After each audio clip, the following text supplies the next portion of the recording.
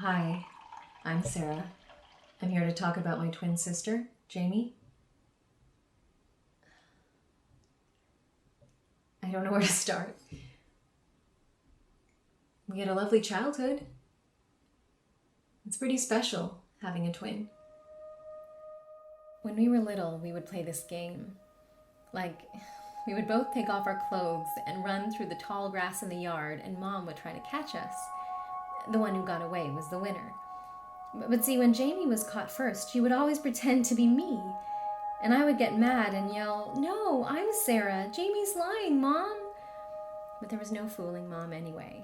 She knew her girls. And Jamie would start laughing uncontrollably at her own joke before Mom could even scold her, and Mom would end up laughing with her, falling over in the tall grass.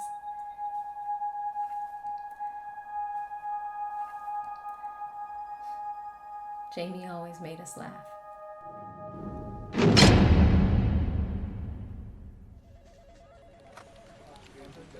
Our approach here is client-centered, which reduces recidivism, of course, and en route to here, police officers are trained quite well.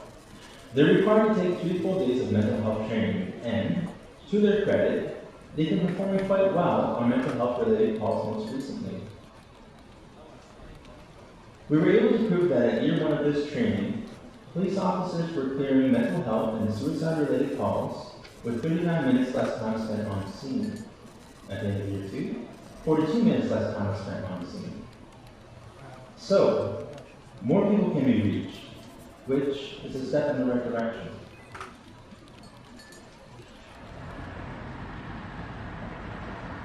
Jesus, I look tired. Ugh. Do you see this? I look like shit today. I really have fallen from grace.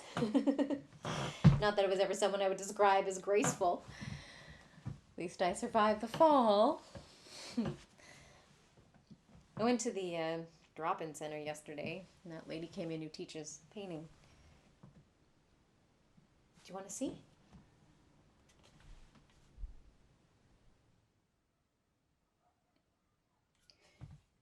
Anyway, there's another lady who comes in on Tuesdays who teaches dance therapy or something. I haven't gone yet. Can you imagine me dancing?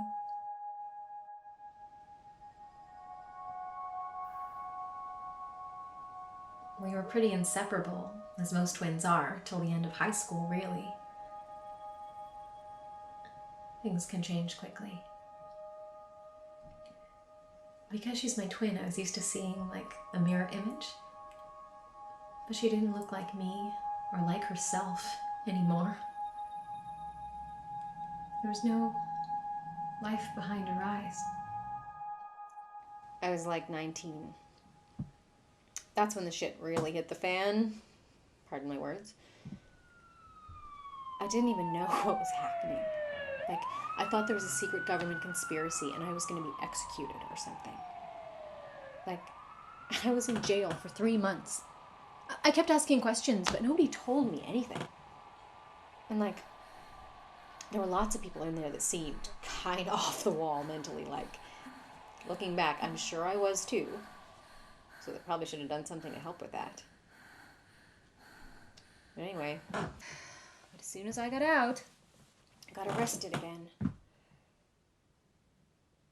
But this time, I was desperate. And I told the police officer what I was thinking and the reason I had in my head for causing a public disturbance or whatever. And he realized that I was struggling and he took me to Emerge. When we were in Emerge, he kept trying to cheer me up. But his jokes were really corny. I mean, they were really bad. I still remember one, it goes, "Why did the landlord go to the psychiatrist?" "'Cause he had an apartment complex." I know, right? So I told him some jokes right back, and he laughed. Even though he was kind of because, all my jokes I learned in jail, and they're kind of I'm not going to tell you a joke now. Not in polite company.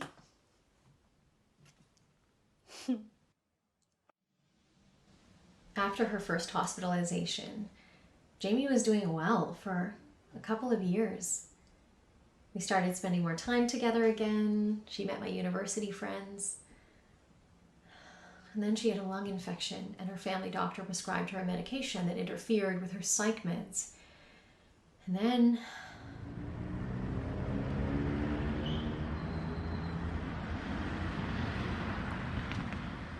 when I was out of hospital the first time, I thought I was free of the system, you know? Like, then it pulls you back in. Kind of like the Bermuda Triangle for all the lost souls or something. When you're in hospital, you're told when you can eat, when you can sleep, when you can smoke.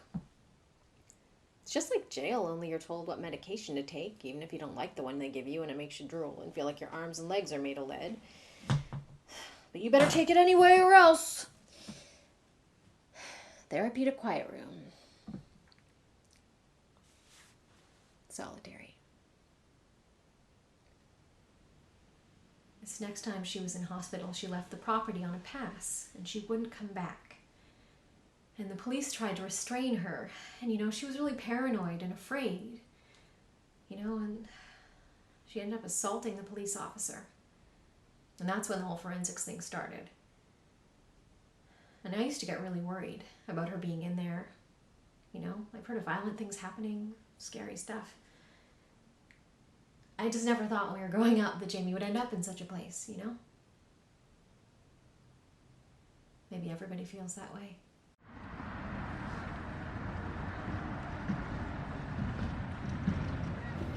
I think most people fare well. There's always going to be unfortunate outcomes. That's to be expected. And these anomalous events, they are rare. Overall, our system is working well for the people who are accessing it. Great. Did you get what you want? Thanks.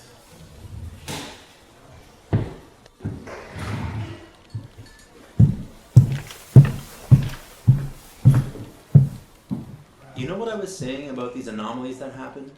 These rare, tragic events? Well, this week, I tell you, the restructuring around here. Because when something terrible does happen, the media is right there. And I respect you guys, seriously. But the government listens to what the people think needs to happen. And the average person reading the newspaper doesn't understand how things are run here or why. And then the government comes down hard as a result of the public outcry and makes these blanket policies despite the fact that we're already doing the best that we can. It just makes everything difficult for everybody. Especially for the clients who, God knows, have already had it hard enough. I was usually just trying to explain stuff to the nurses, like that my medication was poisoning me and stuff, which it sort of was if you count all the side effects. And I used to have these thoughts that, people are trying to hurt me. And, they tell me it's my illness. Then again, I don't think it's true that it's all in my head. Well, then I must be a fortune teller or a psychic or something then, because as soon as I think the staff were going to hurt me, I start acting, and then they do hurt me. As soon as they decide it, they can just tune me out.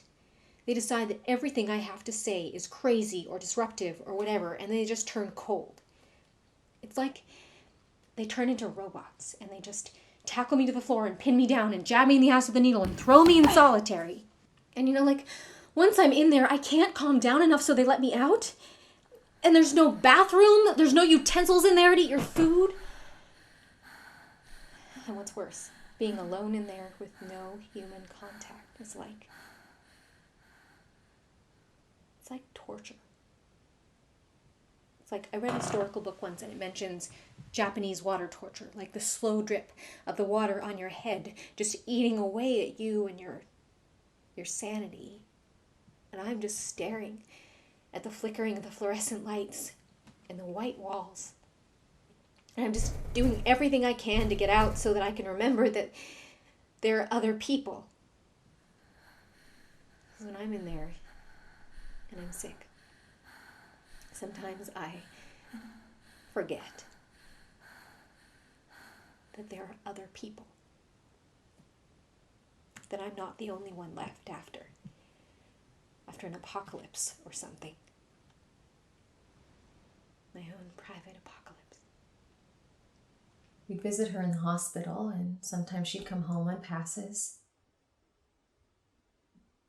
And they, of course, would give her day passes sometimes and wouldn't tell us, and they'd routinely not be able to find her.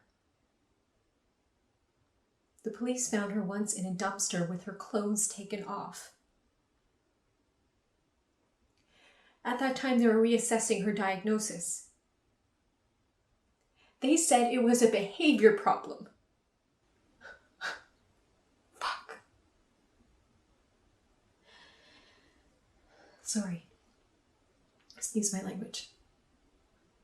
I was speaking with a colleague this morning about the current state of affairs, and I think we've become a very risk-intolerant society. Extremely risk-intolerant. Hysterically risk-intolerant to an extent even.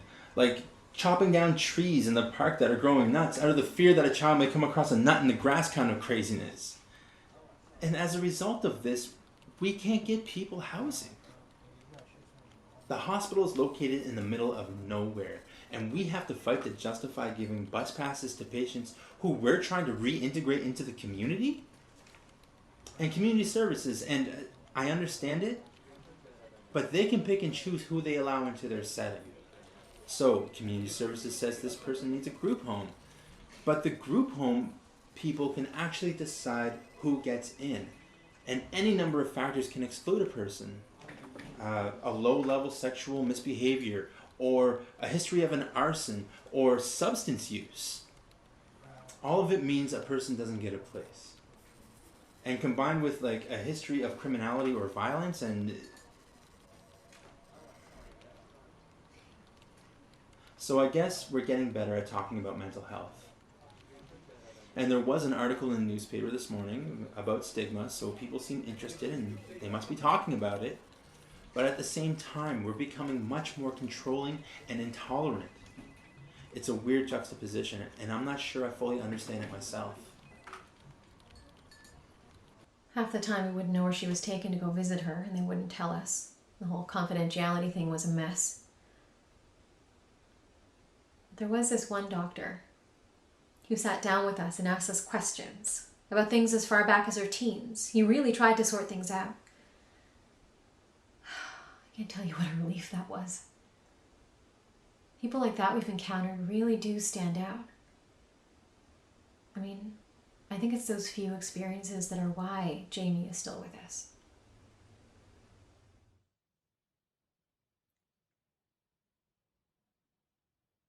Like I said, though, I survived it. Now I'm free to go where I please. I feel kind of invisible sometimes, you know? Like, sometimes I walk down the street and I wonder what it must be like to have never seen the inside of a jail cell or a psych ward. And like, I used to not know these things. But once you do, you can't unknow them, you know? And that knowing, I think that makes me different. And being different is like, different people will just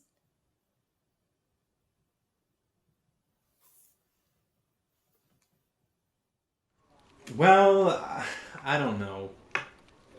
The media, no offense to you guys, it can make things worse. It can be superficial, not interested in understanding the full picture. In reality, any number of contributing factors can cause a person to be where they are in life. And community services doesn't give these folks enough money to survive, get better, and lead a life of dignity. And these folks can't just go out and get a job because criminal background checks are required to be a goddamn dishwasher.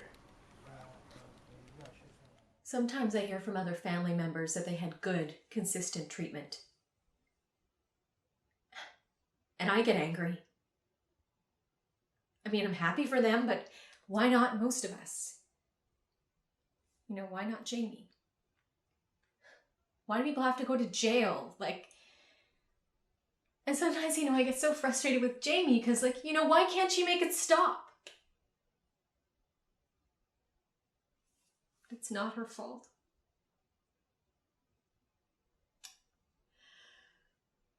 I have to remind myself of that. And you can't imagine what these people have been through. If you knew, you couldn't help but feel for them. Maybe I'm a bleeding heart, but I'm still here at this circus, trying to give them another shot. I used to think that at this point, we would live down the street from one another, and our kids would play together. Sometimes I feel so guilty. I haven't seen her since the last time she went into forensics. I was pregnant at the time, so I couldn't visit then. And right now it doesn't seem... I've had to take a step back. There's nothing worse than watching your twin go through this for 15 years, your whole adult life. Before long, though, I really do want her to meet my little girl. I just know she'll make her laugh.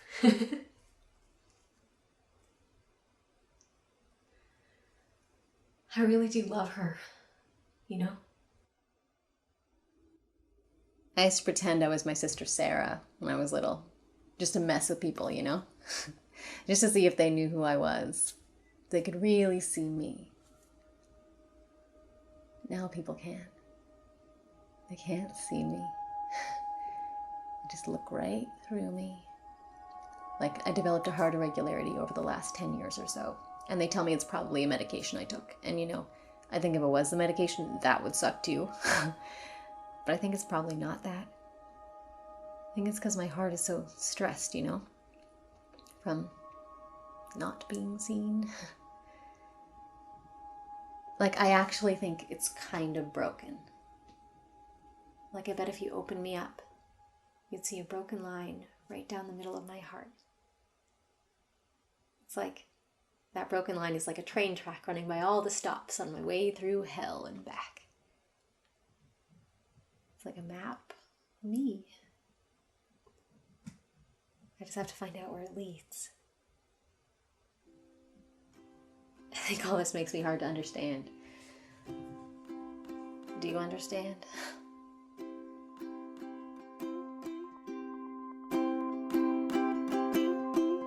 I hold you up, you break my back. This burden is a fatal attack. I stand on you like you're the ground. Put the pressure on and you won't make a sound.